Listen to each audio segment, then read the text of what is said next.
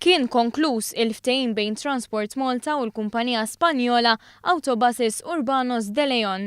Is-servizz il-ġdid se jibda jopera fit-8 ta' Jannar. L-operatur il-ġdid se jkun qed jixtri l-kumpanija Malta Public Transport Services mingħand il-Gvern għas-somma ta' 8 miljun euro. L-istess kumpanija li kienet xtrat lill-Arriva għal prezz ta' euro. Kien maqbul ukoll li l-kumpanija Spanjola se tagħmel ordni ta' 142 karozza tal-linja ġdida tat-tip Euro 6 hekk kif tibda bl-operat tagħha. Dawn se jidħlu fis-servizz sas-sajf li ġej. Sakemm jaslu l-kumpanija se tikri numru ta' karozzi tal-linja low floor. Is-sussidju li l-Gvern se jagħti lill-kumpanija Spanjola biex jgħinha fl-operat tagħha fis-sena 2015 huwa ta' 23 miljun euro. Dan fil-waqt li l-operatur il-ġdid se jinvesti madwar 40 miljun biex jopera s-servizz tat-trasport pubbliku.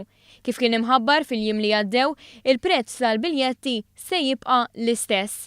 Il-Ministru għat-Trasport u l-Infrastruttura Joe Mizzi qal li mingħajr wedi ta' mirakli, il-Gvern qed jaħdem biex joffri servizz li jilħaq l-aspirazzjonijiet Maltin.